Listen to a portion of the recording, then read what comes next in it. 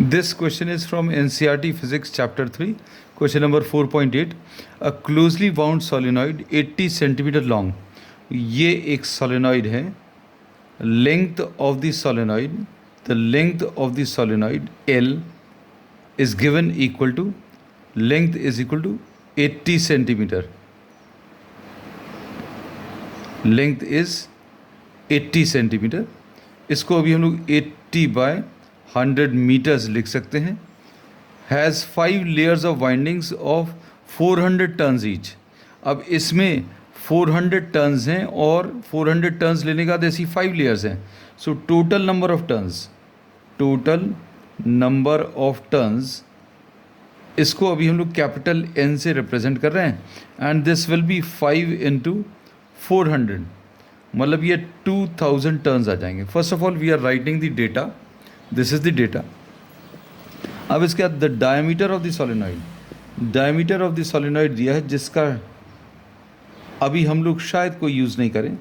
Diameter is 1.8 centimetres.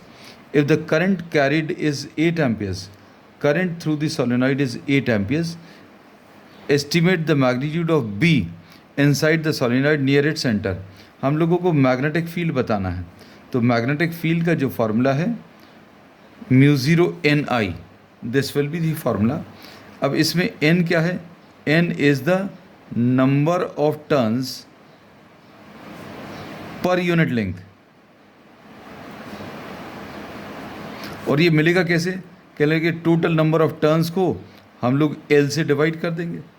तो अब इसमें स्मॉल n की वैल्यू अगर निकालनी है तो capital N divided by L. और कैपिटल N कितना है? 400 टर्न्स हैं और ऐसी 5 लेयर्स हैं. और लेंथ कितनी है? Length of the solenoid 80 by 100. इसमें ये कैंसिल होगा. ये कितना आ जाएगा? 2000 ऊपर आ गया और ये 10 को ऊपर मल्टीप्लाई किया divided by 8. So this will B 20,000 by 8. So this small n is 20,000 by 8. अब इसमें अभी हम लोगों को n की वैल्यू आ गई. अब इसके बाद आपको मैग्नेटिक फील्ड पूछी है, तो B will be equal to μ0 Ni.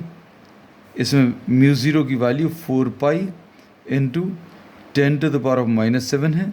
Small n की value 20,000 divided by 8 into current through the solenoid is 8 amperes. तो 8 और ये 8 कैंसिल होगा, तो ये कितना आ जाएगा?